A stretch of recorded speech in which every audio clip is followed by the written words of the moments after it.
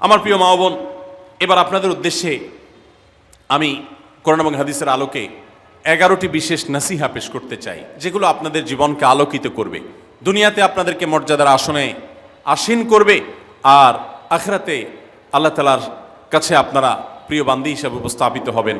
আল্লাহর কাছে আল্লাহর প্রিয় বান্দী হিসাবে উপস্থাপিত হয়ে জান্নাত লাভ করতে পারবেন। এরকম 11টি পরামর্শ বা নাসিহা আপনাদের প্রতি আমার। নাম্বার 1, কোরআন এবং হাদিসের জ্ঞান অর্জন করা। এটা সকল পুরুষ এবং নারী সকলের জন্য ফরজ। কোরআন এবং হাদিসের জ্ঞান অর্জন করা আমাদের জন্য ফরজ। আমরা অনেকেই আছি যারা ইসলামের ফরজ বিধিবিধানগুলো জানি না। আমাদের যেগুলো অবশ্য কর্তব্য সেগুলো আমরা অনেকে জানি না, শুধু নামে মুসলমান। গতানুগতিক কিছু কাজ করি, হাতে গোনা কিছু ইসলামের নামে কাজ করি, বাস মনে করেছি আমি মুসলমান হয়েছি। আপনাকে ঈমান সম্পর্কে জানতে হবে। আপনার ঈমান কিভাবে আনতে হবে, কি কোন কোন বিষয়ের প্রতি বিশ্বাস থাকতে হবে, কি বিশ্বাস থাকতে হবে, আল্লাহ সম্পর্কে বিশ্বাস থাকতে হবে। ঈমান সম্পর্কে অনেক ভুল ধারণা আমাদের আছে। আমরা আল্লাহ সম্পর্কে বিস্তারিত জানি না, আখিরাত সম্পর্কে জানি না, নবী রাসূল সম্পর্কে জানি না। এগুলো সম্পর্কে সঠিক জ্ঞান অর্জন করতে হবে। 5 ওয়াক্ত নামাজ এর বিধিবিধানগুলো, কখন কোনটা পড়তে হয়, ওয়াক্ত কখন থাকে কখন যায়, অনেক মহিলা আছেন জানেন না, অনেক নারীরা আছেন, অনেক পুরুষরা আছেন জানেন না। এগুলো জানতে হবে।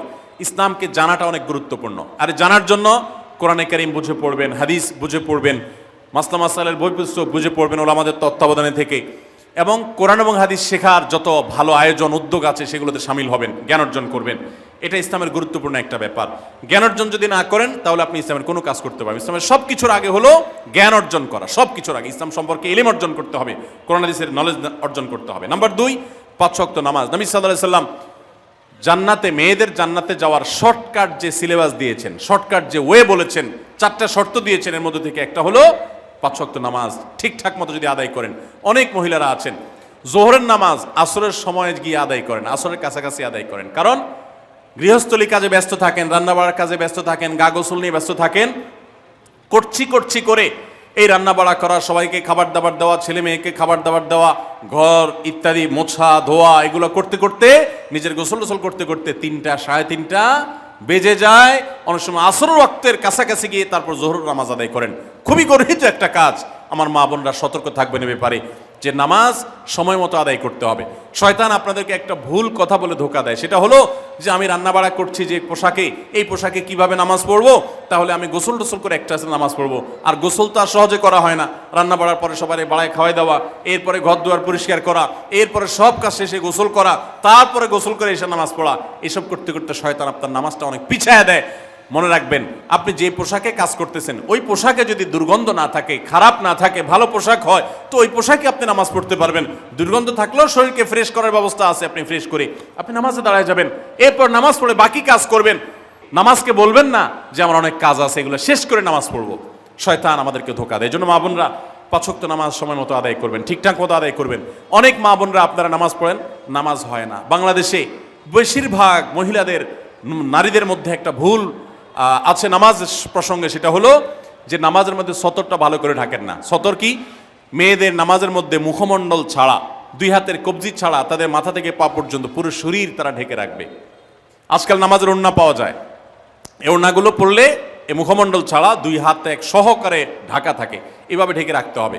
আপনি যদি নামাজ পড়েন, আপনার গলা দেখা যায়, আপনার কাঁধের কিছু অংশ দেখা যায়, চুল দেখা যায়, আপনার হাতের কনুই দেখা যায়, তাহলে সেক্ষেত্রে কিন্তু আপনার নামাজ হবে না। যদি আপনার পুরো নামাজ জুড়ে এরকম খালি থাকে এগুলো, তাহলে নামাজ হবে না। অনেক বোনরা এটা জানেন না, তাহলে নামাজটা ঠিকঠাক মতো পড়তে হবে। জান্নাতে যাওয়ার জন্য এটা পূর্ব শর্ত, নাম্বার 2। নাম্বার 3, রমজান মাসে রোজা রাখা। রোজা রাখার ক্ষেত্রে আলহামদুলিল্লাহ মা বোনরা রাখেন সাধারণত, কিন্তু রোজা রেখে গীবত, মিথ্যা, শেকায়েত, মানুষের পিছনে সমালোচনা করা, এগুলো করলে রমজান নষ্ট হয়ে যায়, রোজা নষ্ট হয়ে যায়। এগুলো করা যাবে না, এগুলোতে বেঁচে থাকতে হবে। সেই সাথে অনেক মা বোন আছেন, একটু সন্তান গর্ভে আসছে, কিন্তু সন্তান দুধ কিংবা সন্তান দুধ পান করে, এই অজুহাত দিয়ে তিনি দেখা যায় যে রমজানের রোজা ঠিক মতো রাখেন না। এটা ভুল। বরং সামান্য একটু ঠুনকো অজুহাতে রমজানের রোজা বাদ দেওয়া যাবে না। যতক্ষণ পর্যন্ত শক্তি সামর্থ্য আছে রমজান রোজা ঠিক মতো রাখতে হবে। নাম্বার 3। 4 নম্বর হলো স্বামীর আনুগত্য করা। আমি সবসময় বলি এটা হলো মহিলাদের জন্য তিতা করল্লার আমল। তিতা করল্লা দিয়ে জুস বানায় খাওয়ানো, এটা যেরকম কষ্টের কাজ মানুষের জন্য, ঠিক একইভাবে মহিলাদের জন্য স্বামীর কথা শোনাটা এরকম কষ্টের কাজ। অনেক মহিলা আছে নামাজ পড়তে রাজি আছি, রোজা রাখতে রাজি আছি, তাসবিহ তাহলিল করতে রাজি আছি, কোরআন পড়তে রাজি আছি, মগর পুরুষের স্বামীর কথা শুনবো না। কেন তার কথা শুনবো কেন? আমি কি কম বুঝি?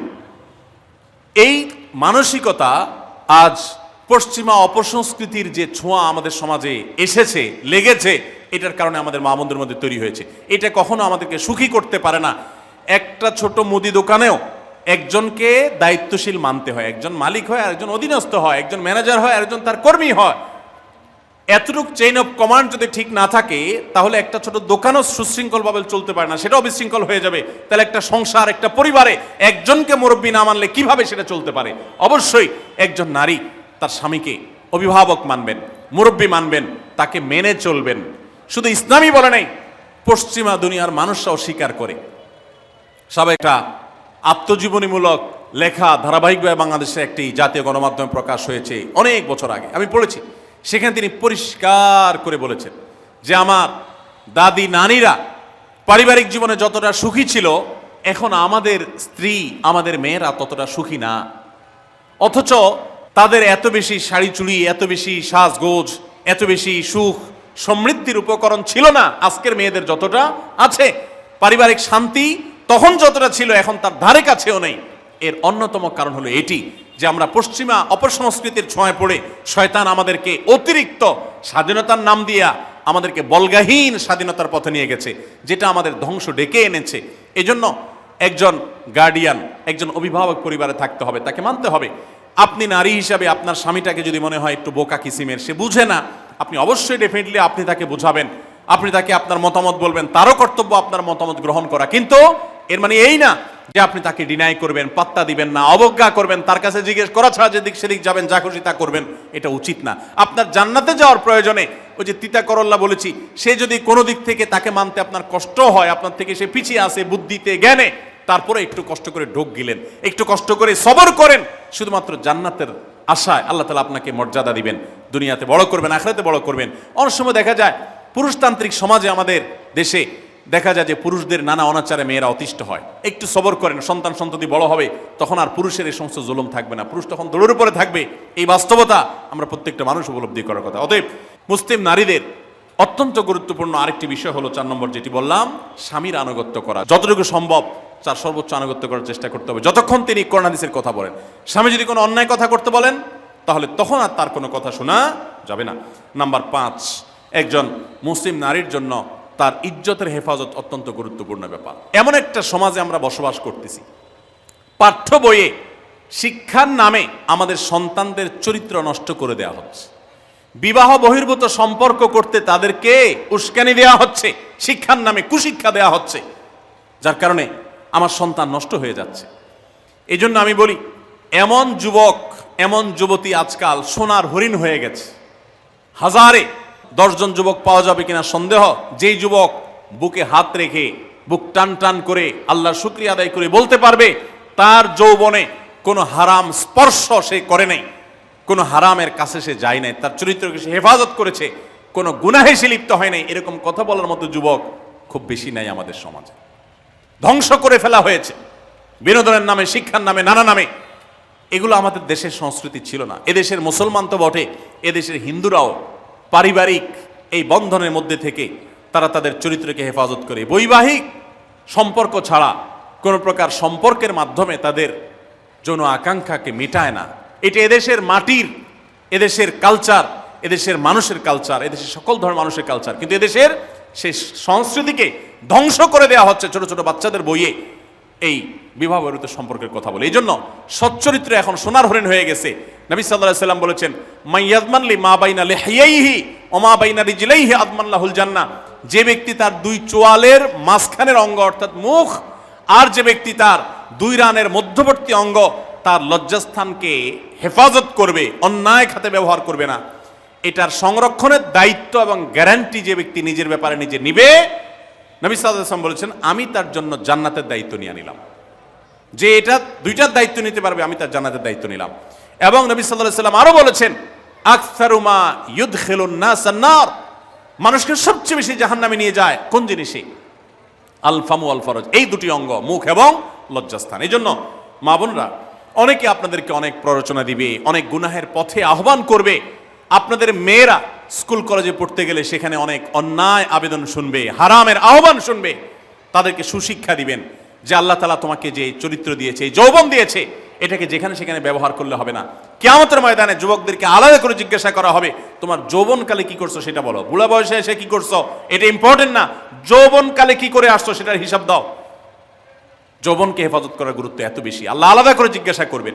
এই জন্য মা বোনদের কর্তব্য তাদের মেয়েদেরকে, ছেলেদেরকে অসৎ চরিত্রতা থেকে হেফাজত করবেন, সংরক্ষণ করবেন, তাদেরকে বুঝাবেন, তাদেরকে সেবায় বড় করবেন যে বিয়ে শাদীর মাধ্যমে, সাংসারিক জীবনের মাধ্যমে তোমরা তোমাদের এই জীবনকে তোমরা উপভোগ করবে। আল্লাহ তাআলা তোমাদের জন্য যে নেয়ামত রেখেছেন সেই নেয়ামত তোমরা পাবে, কিন্তু অবৈধ উপায়ে কখনো তোমরা সেদিকে পা বাড়াবে না। যারা বাড়ায় তাদের দুনিয়াতেই ধ্বংস হয়, আখিরাত তো আছেই। এই অবৈধ সম্পর্ক করে সুখে থাকে খুব কম মানুষ। যারা যত বেশি এই জগতে যায় তারা তত বেশি অসুখী থাকে দাম্পত্য জীবনে। অতএব একজন নারী তার 5 নম্বর গুরুত্বপূর্ণ বিষয় হলো তার ইজ্জতের হেফাজত, লজ্জাস্থানের হেফাজত এবং তার চরিত্রের হেফাজত। আল্লাহ তাআলা আমাদের মা বোনদেরকে সেই তৌফিক দান করুন। অনেক সময় দেখা যায় যে সবই ঠিক আছে, আপনি সোশ্যাল মিডিয়াতে পুরুষের ছবি দেখে, ভিডিও দেখে আপনি হারাম আনন্দ পাচ্ছেন। আপনি ইমোতে, হোয়াটসঅ্যাপে, মেসেঞ্জারে বিভিন্ন পুরুষের সাথে অপ্রয়োজনীয় চ্যাটিং করছেন, কথা বলছেন, এবং সেখানে এই বেহুদা কথা থেকে অনেক অনাচার হয়ে যায়, অনেক সংসার ভেঙে যায়, অনেক পরকীয়া হয়, অনেক সংসার ধ্বংস হয়। এই জন্য আল্লাহ বলেছেন ওয়ালা তাকরাবুজ জিনা, জেনার কাছেও যেও না, চ্যাটিংই করতে যেও না, কারণ করতে গেলে তুমি ডুবে যাবা, পরে ফিরে আসতে পারবা না। ভয়ঙ্কর এক গুহা এবং ভয়ঙ্কর এক জগৎ। তো এই পথ থেকে আমাদেরকে বেঁচে থাকতে হবে। আল্লাহ আমাদের তৌফিক দান করুন।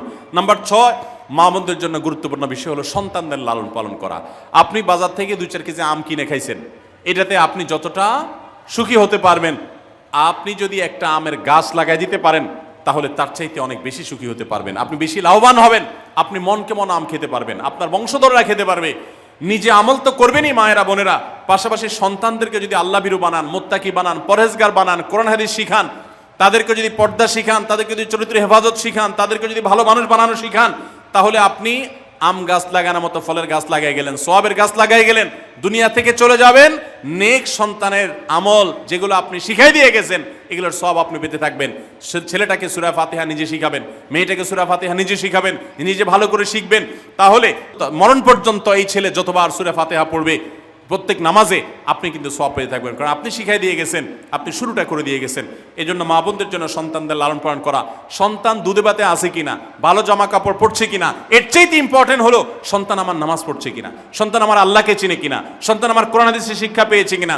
সন্তান একজন স্কুলে যায় না, তার জন্য আমার মাথা খারাপ হলে, সন্তান একজন নামাজ পড়ে না এক ওয়াক্ত, তার জন্য আরো বেশি মাথা খারাপ হতে হবে। তাহলে আপনি দায়িত্বশীল মা হতে পারবেন, দায়িত্বশীল বাবা হতে পারবেন। মনে রাখবেন নবী সাল্লাল্লাহু আলাইহি ওয়াসাল্লাম বলেছেন প্রত্যেকটা শিশু জন্মগ্রহণ করে ভালো মানুষ হয়ে, কেউ জন্মগতভাবে খারাপ হয় না, ডাকাত হয়ে জন্মায় না, তবে তার মা বাপ তাকে নষ্ট করে। কারণ মা বাপ তাকে ঠিক মতো লালন পালন না করে, ভালো পরিবেশ দেয় না, খারাপ ছেলেফেলের সাথে মিশে, তখন সে নষ্ট হয়। এই জন্য আপনার দায়িত্ব সন্তান কার সাথে মিশছে, কোথায় যাচ্ছে, কি করতেছে, মোবাইলে কি দেখছে, সন্তানকে সময় দেন, মোবাইল টিপাটিপি বন্ধ করেন, তাদেরকে নিয়ে বসেন, তাদেরকে কথা শোনান, কোরআন হাদিস পাঠ করে শোনান, তাদেরকে ভালো পরিবেশ দেন, ভালো ফ্যামিলির, দিনদার ফ্যামিলির বাচ্চাদের সাথে তাদেরকে মিশান। ইনশাআল্লাহ আপনি আল্লাহর কাছে এর জন্য উত্তম বিনিময় পাবেন, সওয়াব পাবেন। নাম্বার 7, মা বোনরা বিশেষ করে আপনাদের জন্য গুরুত্বপূর্ণ হলো কৃতজ্ঞতা আদায় করবেন। পুরুষদের জন্য গুরুত্বপূর্ণ, কিন্তু মা বোনদের জন্য বিশেষ গুরুত্বপূর্ণ এই জন্য যে নবী সাল্লাল্লাহু আলাইহি ওয়াসাল্লাম বলেছেন, তিনি জাহান্নামে নারীদেরকে যে দেখেছেন, তাকে যে দেখানো হয়েছে মেরাজে, যে প্রচুর সংখ্যক নারীরা জাহান্নামে, এর অন্যতম একটা কারণ ছিল নেয়ামতের নাশকরি করা। পুরুষদের মধ্যেও নাশকরির কারণে বহু পুরুষ জাহান্নামে যাবে। মা বোনরা স্বামী এবং নিজের জগতে যতটুকু আল্লাহ তাআলা দিয়েছেন এতটুকুর উপর শুকর আদায় করবেন। আপনার স্বামী মানুষটা হয়তো মুখটা খারাপ, কিন্তু তার শরীরটা ভালো আছে, সে আপনাকে উপার্জন করে এনে খাওয়ায়। অনেক মহিলা আছে তার স্বামী হয়তো অ্যাক্সিডেন্ট করে পঙ্গু হয়ে গেছে, সে হয়তো বিছানা শুয়ে বাকি জীবন কাটিয়েছে, তার কষ্টের কোনো শেষ নাই। আপনার স্বামী হয়তো বা তার কোনো দিক থেকে দুর্বলতা আছে, আবার বহু দিক থেকে তার ভালো গুণ আছে। একই কথা পুরুষদের জন্য ইসলাম নির্দেশ করেছে যে তার স্ত্রীর একটা গুণ খারাপ দেখে যদি তার কষ্ট লাগে, তো সে চিন্তা করলে 10টা গুণ ভালো দেখবে, সেটা দেখে শুকর আদায় করা উচিত। এই শুকরিয়া আদায় করা ছাড়া পুরুষ হোক নারী হোক কেউ আল্লাহর প্রিয় বান্দা হতে পারবে না। এজন্য আল্লাহর কাছে শুকরিয়া আদায় করবেন। মায়েরা বিশেষ করে শ্বশুরের বাড়িতে যাওয়ার পর প্রথম অনেক কষ্ট হয়। আমি সবসময় বলি, শ্বশুর বাড়িতে যাওয়ার পর মেয়েরা আমাদের দেশে নানান জুলুম নির্যাতন সহ্য করতে হয়। শাশুড়ি বাঁকা চোখে দেখে, সব শাশুড়ি না, অনেক শাশুড়ি, অনেক সময় ননদরা বাঁকা চোখে দেখে। স্বামী লোকটা জ্বালায় নানাভাবে, দেবররা জ্বালায় নানানভাবে, মানুষ খোঁচাখুচি করে কষ্ট দেয়। একটু ধৈর্য ধারণ করেন, আল্লাহ তাআলা আপনার সংসারে যখন 2-4টা সন্তান দিবে, এরা যখন বড় হয়ে যাবে, এগুলো সব আপনার বাহিনী হয়ে যাবে, তখন দেখবেন ওই বুড়া আস্তে আস্তে চুপসে গেছে, বুড়ার বড় কোনো গলা নাই, বড় কোনো কথা নাই, কারণ পোলাপান সব মায়ের পক্ষে থাকে, বুড়া সব আস্তে আস্তে সাইজ হয়ে যায়। এই জন্য মা বোনরা সবর করবেন, ধৈর্য ধারণ করবেন, খবরদার ধৈর্য হারা হবেন না, শুকর আদায় করবেন। নাম্বার 8, কখনো মুখ খারাপ করবেন না, গালিগালাজ করবেন না, অভিশাপ দিবেন না। অনেক সময় পোলাপান একটু উল্টাপাল্টা করলে তাদেরকে অনেক মা অভিশাপ দিয়ে দেন, গজব ঠাডা দিয়ে দেন, বদদোয়া করেন, মুখ দিয়ে খারাপ কথা বলে ফেলেন। এগুলো খুব খারাপ জিনিস। নবী সাল্লাল্লাহু আলাইহি সাল্লাম বলেছেন, যদি কাউকে গজব ঠাডা দেওয়া হয় তো এটার উপযুক্ত না হলে যে দেয় তার উপরে এসে পড়ে, এরকম ভয়াবহ একটা বিষয়। এই জন্য কোন অবস্থাতে এগুলো যেন না হয়। এবং মেয়েদের জাহান্নামে যাওয়ার অন্যতম, বেশি জাহান্নামে যাওয়ার অন্যতম একটা কারণ এটাও যে তাদের মধ্যে, অনেকের মধ্যে, আমি সবার কথা বলছি না, যে এই ধরনের গালিগালাজ করা, অভিশাপ দেওয়ার বদস্বভাব আছে। এই বদস্বভাব বহু পুরুষের মধ্যেও আছে, সবাইকে ছাড়তে হবে। নাম্বার 9, আত্মীয়তার বন্ধন রক্ষা করার পরে দায়িত্বশীল হতে হবে। স্বামীকে স্বামীর ভাই বোনের সাথে সম্পর্ক ভালো রাখতে কখনো বাধা দিবেন না। অনেক মহিলা আছে বোকার মতো কাজ করে। স্বামী যদি স্বামীর ভাইকে টাকা পয়সা দেয় সে অপছন্দ করে, স্বামী যদি স্বামীর বোনকে টাকা পয়সা দেয় সে এটাকে পছন্দ করে না, মা বাবার খোঁজ খবর বেশি নিলে তার কাছে ভালো লাগে না। এই মহিলা হলো নির্বোধ। কেন নির্বোধ? কারণ নবী সাল্লাল্লাহু আলাইহি সাল্লাম বলেছেন যে মান সাররাহু আন ইউবসাতালাহু ফি রিজকিহি আও ইউনসালাহু ফি আথরি ফালিয়াসিল রাহিমা, যে ব্যক্তি চায় তার রিজিকে আল্লাহ বরকত দেখ, তার হায়াতে বরকত দেখ, সে যেন রক্ত সম্পর্কে আত্মীয়দের সাথে সম্পর্ক বেশি ভালো রাখে। তাহলে আপনার স্বামীর রিজিক বেশি হোক, টাকা পয়সা বেশি হোক, তার হায়াতে বরকত হোক, এটা যদি আপনি চান তাহলে আপনি বরং তারা উৎসাহিত করা উচিত। তোমার ভাইটার খবর নাও, তোমার বোনটার বাড়িতে যাও, তোমার মা বাপের খেদমত করো, তাদের সাথে যত সম্পৃক্ত থাকবে আপনার স্বামীতে আল্লাহ তাআলা তত বরকত দান করবেন। এই জন্য তাকে সেটা করবেন। আবার পুরুষদেরও উচিত মেয়েদেরকে সুযোগ দেওয়া, তারা তাদের বাপ, মেয়েরও তো কর্তব্য আছে তার বাপ মার প্রতি, বাপ মার খেদমত করবে, বাপ মার জন্য হাদিয়া তোফা দিবে। অনেক পুরুষরা আছে মেয়েদের পাওনা অধিকারই দেয় না, হাদিয়া তোফা কোত্থেকে দিবে, তাদের মহরটাই দেয় না, তাদের হাত খরচ দেয় না। আলাদা কিছু হাত খরচ দেওয়া উচিত, যে তার মতো সে খরচ করবে, তার মা বাপের জন্য খরচ করবে। এগুলোর বিনিময়ে আমরা আল্লাহর কাছে জান্নাত পাবো। অতএব এই আত্মীয়তার সম্পর্ক রক্ষা করা গুরুত্বপূর্ণ। নাম্বার 10, সাদাকা করবেন। সাদাকা জাহান্নাম থেকে মুক্তির কারণ। নবী সাল্লাল্লাহু আলাইহি সাল্লাম জাহান্নামের ব্যাপারে সতর্ক করেছেন আপনাদেরকে, আমাদের সবাইকে। অতএব সাদাকা দিলে জাহান্নাম থেকে মুক্তির একটা পথ আমরা পাই, সুগম হয়। এবং নবী সাল্লাল্লাহু আলাইহি সাল্লামের সময় মহিলা সাহাবীরা তাদের গহনা খুলে আল্লাহর রাস্তায় দান করতেন। এই জন্য মসজিদ, মাদ্রাসা, বিভিন্ন গুরুত্বপূর্ণ যে দানের খাতগুলো আছে সেগুলোতে বেশি বেশি দান করবেন, বেশি বেশি আল্লাহর রাস্তায় ব্যয় করবেন, যতটুকু তৌফিক আছে ততটুকু। এখন মহিলারা দান করবে কোত্থেকে? পুরুষরা মহরের টাকাই পরিশোধ করে না, বেচারে দান করবে কোত্থেকে? এই জন্য পুরুষরা দায়ী হবে, এবং মহিলারাও তাদের মহরের টাকা যেন অনাদায় না থাকে, তারা যেভাবে চেষ্টা করলে হয় সেভাবে চেষ্টা করবেন, এবং তাদের হাত খরচ আলাদা দেওয়া উচিত, এবং তারা পর্দার মধ্যে থেকে তাদের মতো উপার্জনও করতে পারেন, সেটাও শরীয়ত তাদের জন্য সুযোগ রেখেছে। যেভাবে হোক তারাও সাদাকার চেষ্টা করবেন।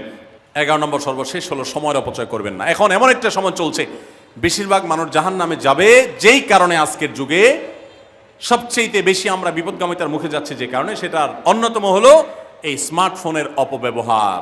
আমরা অনেকে আছি টেলিভিশনের বিভিন্ন সিরিয়ালে আসক্ত, অনেকে আছি বিভিন্ন নাটক সিনেমায় আসক্ত, অনেকে আছি ফেসবুক এবং ইউটিউব এগুলোতে আসক্ত।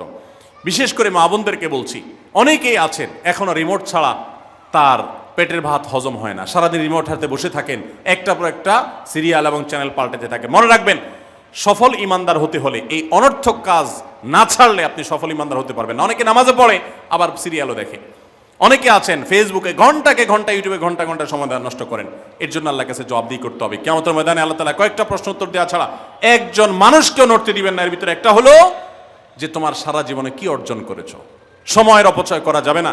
সময় হলো জীবনের সবচেয়ে মূল্যবান সম্পদ। অতএব আল্লাহ তাআলা আমাদের সবাইকে জীবনের এই অমূল্য সম্পদ সময়কে সংরক্ষণ করার তৌফিক দান করুন। মা বোনরা, আপনাদেরকে আমি আল্লাহর ওয়াস্তে উপদেশ করতেছি, যারা বদভ্যাস আছে ফেসবুক ইউটিউবে ঘন্টা ঘন্টা পড়ে থাকার, প্রয়োজনে এগুলো সব ডিলিট করে দেন মোবাইল থেকে। প্রয়োজনে আপনি এই মোবাইল বিক্রি করে বাটন ফোনে চলে যান। নিজের বদভ্যাসকে নিয়ন্ত্রণ করতে না পারলে প্রথমে চেষ্টা করেন, এরপর না পারলে প্রয়োজনে বাদ দিয়ে দেন।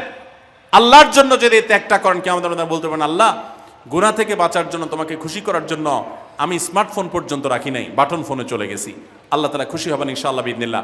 বহু মায়েরা তাদের সন্তান নষ্ট হয়ে যাচ্ছে এই মোবাইলের আসক্তি, সিরিয়ালের আসক্তির কারণে। তাদের স্বামীর সাথে সম্পর্ক নষ্ট হয়ে যাচ্ছে এই সমস্ত আসক্তির কারণে। অনেক গুনাহের পথে তারা চলে যাচ্ছেন এই সমস্ত আসক্তির কারণে। এই জন্য এগুলোকে নিয়ন্ত্রণ না করলে আপনি কখনো নেককার হতে পারবেন না। আপনার সন্তানকে মোবাইল দেখে খাওয়াবেন না। আমি আমার সন্তানকে মোবাইল দেখে খাওয়াই না। আমরা সব জায়গায় বলি মোবাইল দেখা, কার্টুন দেখায়, মোবাইল দেখায় বাচ্চাকে খাওয়াবেন না। বাচ্চা কাচ্চা এখন ক্রেজি হয়, আধপাগল কিসিমের হয়, জিদি হয়, বদমেজাজি হয়, ভাঙচুর করে। কেন হয়? কারণ সারাদিন আপনি ওর মোবাইলে কি দেখান? কার্টুন দেখান। কার্টুন মানে কি? মার মার, কাট কাট, হ্যাঁ, সব কিছু ধ্বংস করে ফেলা, গুলি করা, বোমা মারা, হ্যাঁ, সাপ হয়ে সব খেয়ে ফেলা, এটাই তো। এগুলো বাচ্চাদেরকে ক্রেজি করে, বাচ্চাদেরকে মানসিকভাবে অসুস্থ করে, ধ্বংস করে দেয়।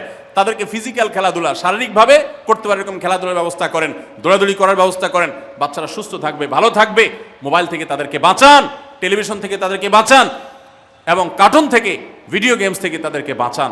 না বাঁচাতে পারলে আপনার দুনিয়া আখিরাত সব ধ্বংস হয়ে যাবে। অতএব আজকের এই মাহফিল থেকে আসুন প্রতিজ্ঞা করি যে আমরা সময় নষ্ট করব না, সময়ের অপচয় করব না, প্রয়োজন ছাড়া মোবাইল হাতাহাতি ঘাটাঘাটি করব না, ঘন্টায় ঘন্টা মোবাইলকে সময় দিব না। অনেক মেয়েরা আছেন, অনেক পুরুষরা আছেন, এই একটি অপকর্মের কারণে তার শিক্ষা জীবন ধ্বংস হয়ে যায়, চাকরি নষ্ট হয়ে যায়, ব্যবসা লাডে উঠে, মা বাবার সাথে সম্পর্ক নষ্ট হয়, স্বামী স্ত্রীর সম্পর্ক নষ্ট হয়, সাংসারিক জীবন ধ্বংস হয়ে যায়, সব কিছু ধ্বংস হয়ে যায় শুধু এই মোবাইল ফোনের অনিয়ন্ত্রিত ব্যবহার করার কারণে। যারা মোবাইলকে নিয়ন্ত্রণ করতে পারেন না, ডাইরেক্ট হয়ে গেছেন, সারাক্ষণ হাতে হাতে মন চায়, তারা একটা শক্ত সিদ্ধান্ত নেন, প্রয়োজন আমি স্মার্টফোন বিক্রি করে দিব। 6 মাস 8 মাস আপনি কিছুদিনের জন্য, 1 বছরের জন্য বাটন ফোনে চলে যান, এরপর আবার ব্যাক করলে আশা করা যায় আল্লাহ আপনাকে হেফাজত করবেন।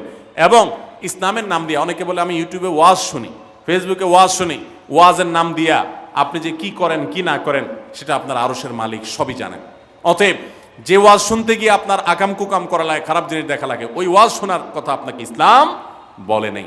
আল্লাহ তাআলা আমাদের সবাইকে সবগুলো বিষয় আমল করার তৌফিক দান করুন। আমরা আবারও বলছি, আজকে আমাদের মা বোনদেরকে লক্ষ্য করে বিশেষ করে যে 11টি করণীয় আপনাদের জীবনকে সোনালী জীবনে পরিণত করতে পারে, আপনাদের জীবনটাকে সমৃদ্ধ করতে পারে, সুখী করতে পারে, এবং আল্লাহর কাছে আপনাদেরকে জান্নাতের উপযুক্ত করবে। কিয়ামতের ময়দানে সুন্দর হাসি, সুখের হাসি, তৃপ্তির হাসি আপনাদেরকে হাসাবে ইনশাআল্লাহ। সেই 11টি নসিহা, সেই 11টি বিষয়ের প্রথমটি হলো কোরআন এবং হাদিসের জ্ঞান অর্জন করবেন। অনেক ভালো ভালো বই আছে কোরআন হাদিস ভিত্তিক, সেগুলো পড়বেন। দিন শিক্ষার যত আয়োজন আছে সেগুলোর সাথে সম্পৃক্ত হবেন। অনলাইনে অনেক কোর্স করা যায়, সেগুলোতে আপনি সম্পৃক্ত হতে পারেন। যেভাবে হোক আপনাকে কোরআন হাদিসের কথা জানতে হবে। আল্লাহ কি বলেছেন, রাসূল সাল্লাল্লাহু আলাইহি ওয়াসাল্লাম কি বলেছেন, মাসালা মাসাইল কখন কি করা উচিত, কোরআন হাদিসে কি বলা আছে, এগুলো জানতে হবে আপনাকে। যতটুকু সম্ভব জানার চেষ্টা করবেন। নাম্বার 2, 5 ওয়াক্ত নামাজ সঠিকভাবে আদায় করবেন, সময় মতো আদায় করবেন। জোহরের ওয়াক্ত বাসার কাজ কাম শেষ করে গোসল করে একেবারে 3টার দিকে একসাথে পড়বো, এটা করা যাবে না, বরং সময় মতো আদায় করতে হবে। এবং মেয়েদের যে সতর, এই সতর ঢাকার উপরে সতর্ক থাকতে হবে। পুরো শরীর মুখমণ্ডল ছাড়া যেন ঢাকা থাকে, চুল, গলা, হাতের গোছা, কনুই, এগুলো যেন দেখা না যায়, খেয়াল রাখতে হবে। এবং নামাজ ধীরে ধীরে পড়তে হবে। অনেক মহিলা অনেক দ্রুততার সাথে নামাজ পড়েন, এবার পড়লে হবে না। নাম্বার 3, রমজানের রোজা ঠিক মতো রাখতে হবে, যথাযথভাবে রাখতে হবে। রোজা রেখে গিবত, শিকায়েত, মিথ্যা, গালমন্দ এগুলো করা যাবে না। নাম্বার 4, স্বামীর আনুগত্য করতে হবে। নিজের কাছে খারাপ লাগলেও একটু সবর করতে হবে, যতক্ষণ পর্যন্ত স্বামী ন্যায়সঙ্গত কথা বলে, অন্যায় কাজ করতে না বলে, গুনাহের কাজ করতে না বলে, ততক্ষণ পর্যন্ত তার কথা মানতে হবে। নিজের খারাপ লাগলেও মানবেন, আপনার জান্নাতের প্রয়োজনে, সুশৃঙ্খলার প্রয়োজনে, পারিবারিক শান্তির প্রয়োজনে। ইনশাআল্লাহ আপনি সুখে থাকবেন দুনিয়া এবং আখিরাত উভয় জগতে। নাম্বার 5, নিজের ইজ্জত সম্ভ্রম হেফাজত করবেন। অনলাইনে অফলাইনে কারোর সাথে হারাম সম্পর্ক করবেন না, কোনো গায়ের মারাম পুরুষের সাথে অযথা যোগাযোগ করবেন না, চ্যাটিং করবেন না, এবং সোশ্যাল মিডিয়াতে হারাম জিনিস দেখা থেকে নিজের চোখকে হেফাজত করবেন, বাঁচিয়ে রাখবেন। নাম্বার 6, নিজের সন্তানদেরকে দিন শিখাবেন, তাদেরকে কোরআন হাদিস শিখাবেন, উত্তমভাবে লালন পালন করবেন, তাদেরকে নামাজ শিখাবেন, মেয়েদেরকে পর্দা শিখাবেন, তারা যেন চরিত্রে হেফাজত করে সেই শিক্ষা তাদেরকে দিবেন। উপযুক্ত হওয়ার পর ছেলে মেয়েকে বিয়ে দিবেন, কোনোভাবে যেন হারাম সম্পর্কে না জড়ায় সেজন্য সাবধান থাকবেন। ভালো ফ্যামিলির সাথে তাদেরকে উঠা বসা করাবেন, ভালো শিক্ষা প্রতিষ্ঠানে দিবেন যেখানে দিলে তার ঈমান আমল হেফাজত থাকবে। নাম্বার 7, আল্লাহর শুকরিয়া আদায় করবেন, বান্দারও শুকরিয়া আদায় করবেন। আল্লাহ যা দিয়েছেন, যতটুকু আছে স্বামীর সংসারে, আলহামদুলিল্লাহ বলতে শিখবেন, আল্লাহ তাআলা বাড়াই দিবেন ইনশাআল্লাহ। নাফরমানি, নাশুকরি করবেন না, তাহলে আপনি নিজেই ক্ষতিগ্রস্ত হবেন, কষ্টের মধ্যে থাকবেন। আর শুকরিয়া আদায় করলে আপনার নিজেরই মানসিক প্রশান্তি হবে, আল্লাহর নিয়ামত বাড়িয়ে দিবেন। নাম্বার 8, কোনো প্রকার অভিশাপ গালমন্দ করবেন না, সেটা ছেলে মেয়েকে হোক, সংসারকে হোক, স্বামীকে হোক, কোনো কিছু না, ধৈর্য ধারণ করতে হবে। পুরুষদের জন্য এই কথাগুলো প্রযোজ্য। আর নাম্বার 9, আত্মীয়তার সম্পর্ক রক্ষা করতে হবে, ছিন্ন করা যাবে না। নিজের স্বামীকে তার বাপ, তার বোন, তার মা, তার ভাই, তাদের সাথে সুসম্পর্ক বজায় রাখতে সাহায্য করবেন, বাধা দিবেন না, পারলে আরও সাহায্য করবেন, এতে আপনারই লাভ হবে। আবার স্বামীদেরও উচিত স্ত্রীকে তার পরিবারের সাথে সম্পর্ক বজায় রাখার জন্য সাহায্য করা। মেয়েদের উচিত তাদের মা, তাদের বোন, ভাই, তাদের সাথে আজকাল মোবাইলে যোগাযোগ করা যায়, খোঁজখবর নেবেন, কথাবার্তা বলবেন। স্বামীর সংসারে আসছেন দেখে বাপের সংসার ভুলে যাবেন, সেটাও যেন না হয়, খেয়াল রাখতে হবে। নাম্বার 10, যতটুকু সম্ভব দান সাদাকা করবেন। দান সাদাকা জাহান্নাম থেকে মুক্তির কারণ হয়, সেটার জন্য সাধ্য অনুযায়ী করবেন। পুরুষরা তাদের জন্য এক্ষেত্রে হেল্প করবেন, যাতে তাদের মোহর ইত্যাদি দেওয়া, মাসে হাত খরচ কিছু দেওয়া, যাতে তারা সাদাকা করতে পারে সেই সুযোগ।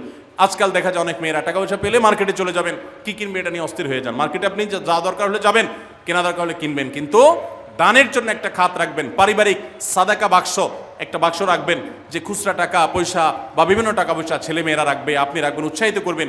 এটা দিয়ে একটা গরিব ফ্যামিলি মুখে হাসি ফোটাবেন, একটা ভালো কাজ করবেন, পারিবারিকভাবে এরকম দানের ব্যবস্থা করবেন। বোনেরা, সর্বশেষ হলো সময় নষ্ট করবেন না সোশ্যাল মিডিয়াতে। আল্লাহর ওয়াস্তে এটা থেকে নিজেকে বাঁচাবার জন্য সংগ্রাম করেন। যারা এখনো এই রোগ থেকে বাঁচতে পারেন নাই, আল্লাহর কসম করে বলছি, দুনিয়ার জীবনটাই ধ্বংস হবে, অসুখী থাকবেন, অশান্তিতে থাকবেন, আখিরাতের ধ্বংস তো আছেই। অতএব ফেসবুক, ইউটিউব, এটা যদি আপনাকে দেখতে হয়, খারাপ কিছু যেন না আসে সেভাবে ফিল্টার করে নেবেন, এবং নিয়ন্ত্রিত নির্দিষ্ট সময়ের বেশি দেখবেন না। 10 মিনিট 10 মিনিট, সকাল দুপুর রাত, এর বেশি বিকাল, আমি এর বেশি দেখবো না। ঘন্টায় ঘন্টা টিপবেন না। অনেক মহিলা আছে স্বামীকে সময় দেওয়ার সুযোগ নাই, সন্তানের দিকে তাকাবার সুযোগ নাই, উনি টেলিভিশন এবং মোবাইলে আসক্ত, এবং এটা আমাদের সমাজকে ধ্বংস করে দিচ্ছে। নিজের ক্ষতি নিজে করছেন, নিজের পায়ে কুঠারাঘাত করছেন। আল্লাহ তাআলা আমাদের সবাইকে এই সব বিষয়গুলোকে মেনে চলে, এই 11টা পয়েন্টকে মেনে চলে আমাদের মা বোনদের জীবনকে সমৃদ্ধ করার তৌফিক দান করুন। আমাদের সবাইকে আল্লাহ তাআলা আমল করার তৌফিক দান করুন। জাযাকুমুল্লাহু খাইরা ওয়া আখিরু দাওয়ানা আনিল হামদুলিল্লাহি রাব্বিল আলামিন।